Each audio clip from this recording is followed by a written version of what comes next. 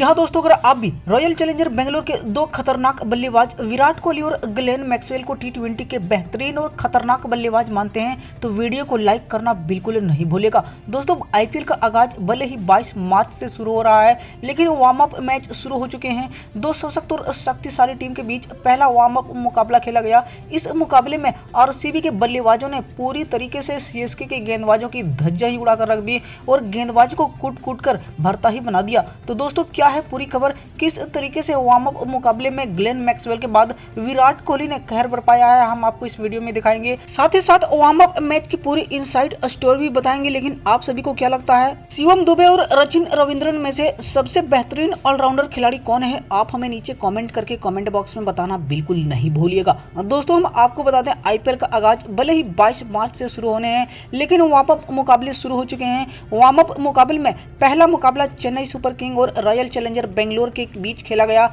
यह मुकाबला बेहद ही कांटेदार रहा और इस मुकाबले में तो बेहद ही हाई स्कोरिंग वाले रन बने। पहला वार्म अप मुकाबला चेन्नई के चेकअप स्टेडियम पर खेला गया। यह मुकाबला टॉस के साथ शुरू हुआ। इस मुकाबले में चेन्नई सुपर किंग के कप्तान महेंद्र सिंह धोनी ने टॉस जीता और पहले बल्लेबाजी करने का फैसला किया। दोस्तों, यह उनका फैसला बेहद ही सही साबित हुआ। पहले बल्लेबाजी करते हुए चेन्नई सुपर किंग की शुरुआत बेहद ही खतरनाक रही। सलामी बल्लेबाज डेविन कॉर्नवे और ऋतुराज गायकवाड़ ने बेहद ही आक्रामक अंदाज में शुरुआत कर डाली और इस बार तो इन्होंने महज 6 ओवर में यानी पावर प्ले का भरपूर फायदा उठाते हुए 78 रन कूट डाले। इसमें सबसे आक्रामक भारतीय टीम के युवा बल्लेबाज ऋतुराज गायकवाड़ का रहा, जिन्होंने महज 32 गेंदों का सामना करते हुए अर्धशतक ठोका, जिसमें से उन्होंने अपने बल्ले से 4 गगनचुंबी छक्के और 3 शानदार चौके भी लगाए। दोस्तों, ऋतुराज गायकवाड़ के शॉट थमने का नाम ही नहीं ले रहा था। जहां एक तरफ से डेविन कॉर्नवे पारी को संभाल रहे थे, जबकि दूसरी ओर से आक्रामक अंदाज में बेहद ही उम्दा बल्लेबाजी कर ऋतुराज गायकवाड़ ठोस और मजबूत शुरुआत दे चुके थे। हालांकि दोस्तों, इसके बाद ऋतुराज गायकवाड़ ज्यादा देर तक मैदान पर रुक नहीं पाए और महज जल्द ही मोहम्मद सिराज की गेंद पर फिर से बड़ा शॉट खेलने के चक्कर में आउट हो गए। दोस्तों, ऋतुराज गायकवाड़ ने हालांकि बाउंड्री को पार कर ही दिया था, लेकिन ग्लेन मैक्सवेल ने अपने दाएं ओर भागते हुए बेहतरीन कैच लपककर चेन्नई सुपर किंग को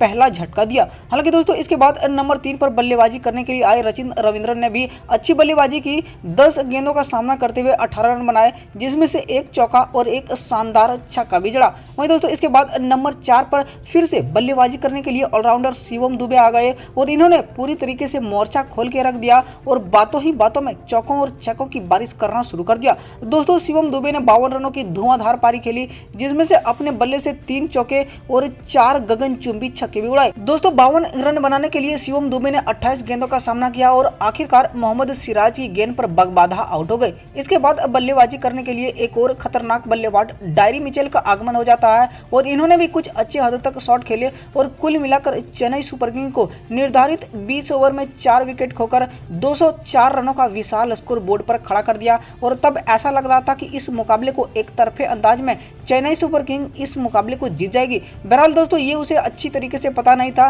कि आरसीबी के पास ऐसे और खूंखार बल्लेबाज हैं जो इतने बड़े रन चेस करने की भी काबिलियत रखते हैं। दोस्तों, इसके बाद जब बल्लेबाजी करने के लिए यानी आरसीबी की टीम 205 रनों का लक्ष्य का पीछा करने उतरी तो उनकी शुरुआत बहुत अच्छी नहीं रही। दोनों सलामी बल्लेबाज मैदान पर आए और कुछ अच्छे शॉट्स तो जरूर खेलने शुरू कर दिए। दोस्तों, एक तरफ जहां फाफ डुप्लेसिस अच्छी शॉट खेल रहे थे, दूसरी ओर विराट कोहली ने पहली ओवर में 2 शानदार कवर की दिशा में चौका जड़ते हुए ये इरादे स्पष्ट कर दिए कि वो जब तक मैदान पर रहेंगे क्रिकेट प्रेमियों का जरूर मनोरंजन करवाएंगे, लेकिन इतने बड़े स्कोर चेस कर पाएंगे या फिर नहीं, ये बहरहाल गेम में आगे ही पता चलेगा। लेकिन दोस्तों, फाफ डुप्लेसिस महज 15 रन बनाकर पारी के तीसरे ही ओवर में दीपक चहर की गेंद पर विकेट के पीछे MS धोनी के हाथों कैच आउट हो गए। दोस्तों, कवर की दिशा में ड्राइव करना चाहते थे, लेकिन गेंद बैट का बाहरी किनारा लेती हुई सीधे कप्तान महेंद्र सिंह धोनी के ग्लव्स में समा गई और इसी के साथ ही बहुत जल्द ही रॉयल चैलेंजर बेंगलोर को पहला झटका लग गया।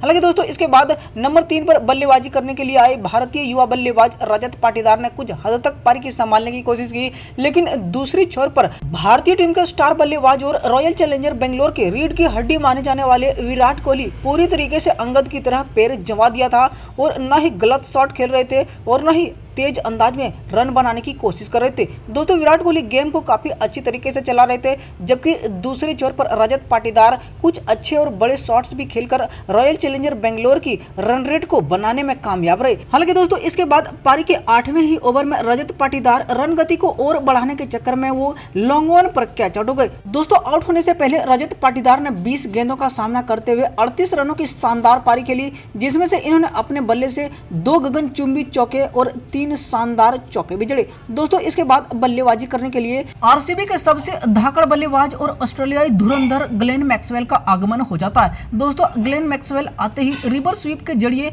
एक शानदार सरदुल ठाकुर की गेंद पर छक्का जड़ा देते हैं और तब ऐसा लगने लगता है कि आरसीबी यहां से इस मुकाबले को जीत सकती है। दोस्तों इसी इरादे को आगे बढ़ाते हुए ग्लेन मैक्सवेल और भारतीय टीम के स्टार बल्लेबाज विराट कोहली ने पारी को आगे बढ़ाते गए और दोनों ने फिर चौकों और छक्कों की बारिश करना शुरू कर दिया।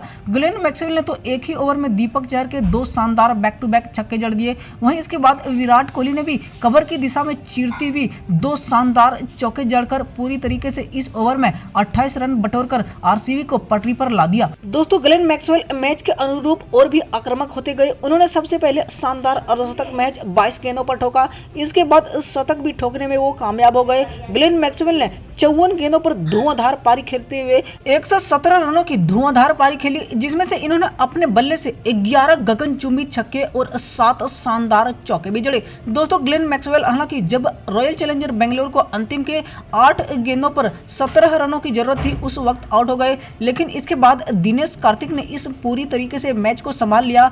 दोस्तों अंतिम के ओवर में रॉयल चैलेंजर बेंगलोर यानी आरसीबी को जीत के लिए 12 रनों की जरूरत थी और स्ट्राइक पर विराट कोहली थे। दोस्तों पहली गेंद पर विराट कोहली ने शानदार चौका जड़ दिया। इसके बाद अंतिम के 5 गेंदों पर अब रॉयल चैलेंजर बेंगलोर को 8 रनों की जरूरत थी। फिर से कोहली अगली गेंद पर केवल सिंगल ही ले पाए, लेकिन अब 4 गेंदों पर 7 रन बचे। दिनेश कार्तिक ने बड़ा शॉट खेलने की कोशिश की, गेंद बल्ले पर ठीक से आई नहीं और फिर से सिंगल मिला। हालांकि इसके बाद मैच काफी रोमांचक होते जा रहा था। अगली गेंद पर विराट कोहली स्ट्राइक पर थे। इस बार दीपक चहर ने शानदार बाउंसर मारी और विराट कोहली को चकमा देती हुई गेंद MS धोनी के ग्लव्स में चली गई और इस बार कोई रन नहीं बना। दोस्तों अंतिम के 2 गेंदों पर अब 5 रनों की जरूरत थी। ऐसे में विराट कोहली ने अगली गेंद पर 2 रन लिए, जबकि अब एक गेंद पर 3 रनों की आवश्यकता थी। विराट कोहली ने कदमों का इस्तेमाल करते हुए सीधे लॉन्ग ऑन को चीरते हुए छक्का जड़कर रॉयल चैलेंजर बेंगलोर को इस वार्म अप मुकाबले में शानदार जीत दिला दी। दोस्तों विराट कोहली ने अर्धशतक की शानदार पारी खेली, जबकि दिनेश कार्तिक 6 रन बनाकर नाबाद लौटे।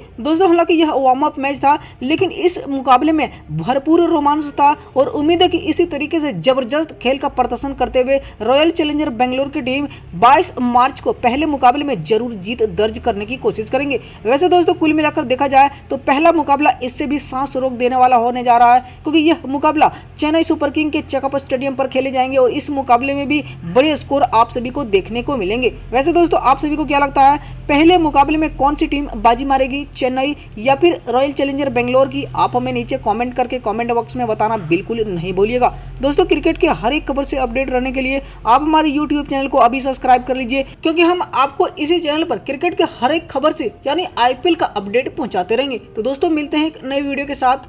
धन्यवाद।